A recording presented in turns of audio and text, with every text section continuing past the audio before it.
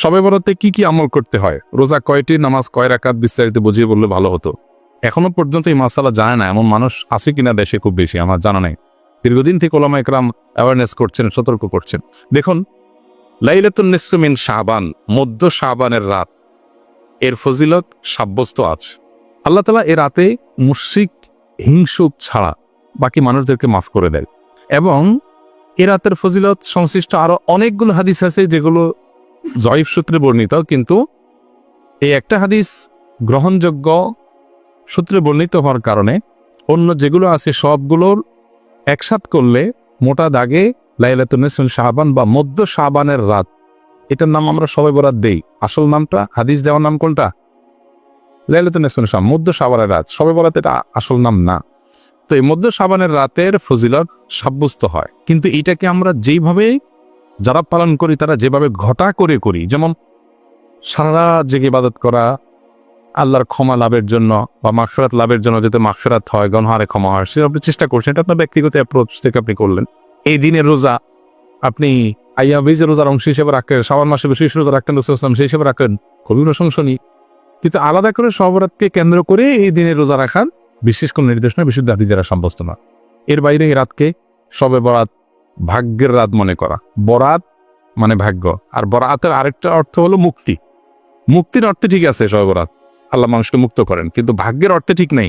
সূরা দুখানের শুরুতে আল্লাহ বলেছেন, ফিহা ইউফরাকু কুল্লু আমরিন হাকিম ইন্না আনজালনাহু ফি লাইলাতিন মুবারাকাহ ইন্না কুন্না মুনজিরিন। আল্লাহ বলেছেন, কোরআন আমি একটি বরকতময় রাতে নাজিল করেছি। কোন রাত সেটা?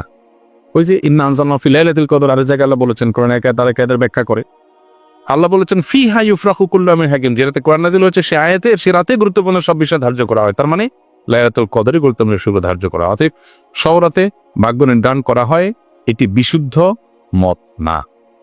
তবে এ রাতের বিশেষ কোন নামাজ, বিশেষ নামাজের সংখ্যা, বিশেষ সূরা, এরকম কোনো কিছু সাব্যস্ত না। এরকম কিছু সাব্যস্ত আছে মনে করলে বরং বিদআত হবে, যে এত রাকাত করতে হবে, এই সূরা দিয়ে পড়তে হবে। আল্লাহর মাগফিরাত লাভের জন্য আপনি যদি চেষ্টা করেন সেটা প্রশংসনীয়, সেটা ভিন্ন বিষয়। প্রত্যেক রাতেই তো আপনি আল্লাহর মাগফিরাতের জন্য চেষ্টা করা কর্তব্য বা করা উচিত। আল্লাহ তাআলা প্রতি রাতেই ভোর রাতে মানুষকে ডেকে ডেকে ক্ষমা আহ্বান করেন। এই জন্য শবে বরাতকে ঘিরে রাতের বিশেষ নামাজ, বিশেষ পদ্ধতির নামাজ নাই। তবে এ রাতে ক্ষমার বিষয়টা সুসাব্যস্ত, ক্ষমা লাভের চেষ্টা করা এটা গ্রহণযোগ্য। শবে বরাতের জন্য নারীদের স্পেশাল আমল কি? নারীদের স্পেশাল আমল তো হালুয়া বানানো। স্পেশাল আমল মানে স্পেশাল কাজ, কারণ শবে বরাতকে কেন্দ্র করে হালুয়া টালুয়া বানানো হতো, হালুয়া রুটি, গোস্ত রুটি এগুলা বিতরণ করা হতো। এগুলো এখন যদিও উঠে গেছে, কালচারাল বিষয়, এগুলো উঠে যাওয়াতে যে নারীরা সব নেকামল শুরু করে দিয়েছে তাও হয় নাই, সেটা যেমন বাস্তবতা। আবার ঠিক একইভাবে কোরআন সুন্নাহ বলেনি এমন কিছু কোরআন সুন্নাহর আমল মনে করে এস্টাবলিশড করা, বিদআতকে জিয়ে রাখা, এর ভিতরেও ইমানদারের কল্যাণ নেই, সেটা আমাদেরকে মাথায় রাখতে হবে। তো শবে বরাতকে কেন্দ্র করে নারীদের জন্য স্পেশাল কোনো আমল নেই। এগুলা ইউটিউবারদের বিভিন্ন আইটেম। প্রশ্ন ইউটিউবাররাই ধরাইছে কিনা কি জানে, যে থাম্বনেল দিবে শবে বরাত বলে মা বোনরা এই আমল ছাড়বেন না, হ্যাঁ, এরকম একটা রাহা মিথ্যা কথা লিখে থাম্বনেল দিয়ে দিবেন, মহিলারা সব ক্লিক করবে, হিট হবে, মানুষ বেশি দেখবে, আপনি প্রশ্ন ধরাই দিলেন। তো এর মাধ্যমে আপনি একটা ভুল ধারণাকে সমাজে, সবাই তারা ক্লিক করবে না, অনেকে মনে করবে আচ্ছা তাহলে স্পেশাল আমল মনে হয় আছে। আবার অনেকে বলবে যে না, এই মৌলবী এটা ভুল কথা বলে গেছে, স্পেশাল আমল তো নাই, সে তো ভিতরে দেখবে না কি আছে। তো এই জন্য ইউটিউবার ভাইরা আল্লাহকে ভয় করা উচিত। সামান্য ভিউয়ের জন্য মিথ্যা কথা, 2 নম্বরই করা, হ্যাঁ, এবং চালাকি করা, এগুলো অনুচিত কাজ।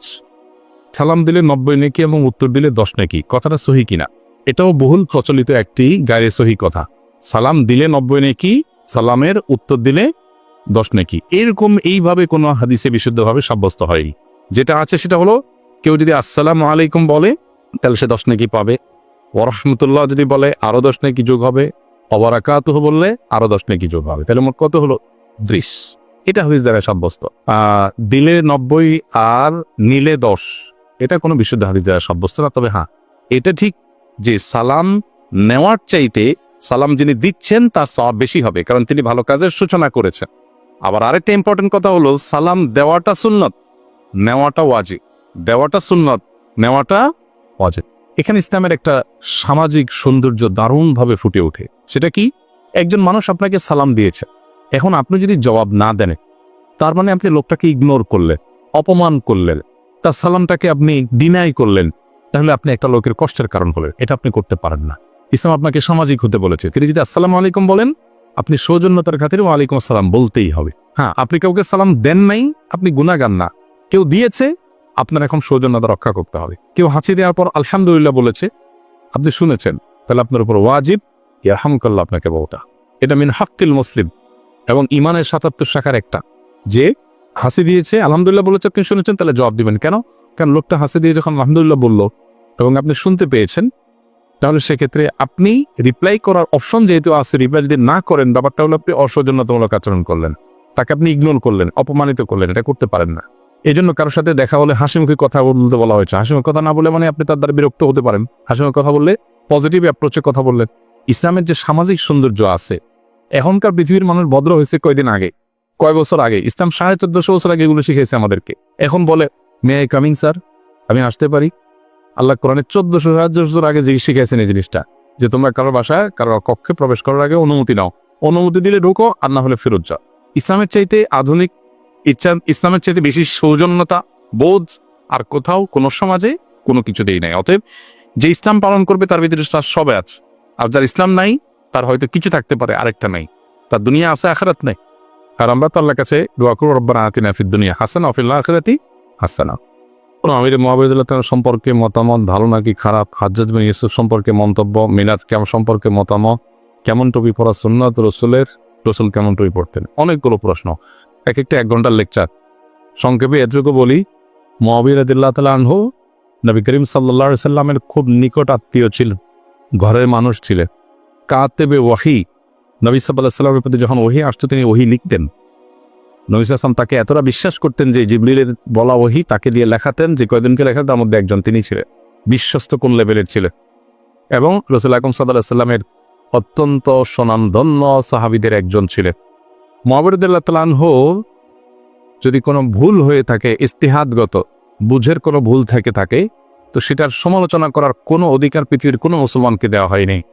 নবী সাল্লাল্লাহু আলাইহি ওয়াসাল্লামের কোনো সাহাবীর সমালোচনা, গালমন্দ করা, নিম্নমন্দ করার অধিকার কারণে হাদিসে পরিষ্কারভাবে নিষেধ করেছেন নবী সাল্লাল্লাহু আলাইহি ওয়াসাল্লাম, লা তাসুব্বু আসহাবি, আমার সাহাবীদের গালমন্দ বা সমালোচনা তোমরা করো না। ওনার ছেলের ইয়াজিদের যদি কোনো ভুল হয়ে থাকে, তো ছেলের ভুলের কারণে বাপ আল্লাহর কাছে দায়ী হয় না। কোরআনে আল্লাহ তাআলা বহু জায়গায় একই কথা বলেছেন, ও আল্লাহ তাযরু ওয়াজরাতুন উযরা উখরা, কারো পাপের বোঝা অন্য কেউ বহন করে না, যার যার পাপ তাকেই পাবে। অর্থাৎ ইয়াজিদ যদি কোনো পাপ করে, ইয়াজিদের জুলুম, ইয়াজিদের পাপ, ইয়াজিদের খুন, এগুলোর জন্য দায়ী ইয়াজিদ হবে। মুআবিয়া রাদিয়াল্লাহু তাআলার উপরে সেটা চাপানোটা হলো জুলুম।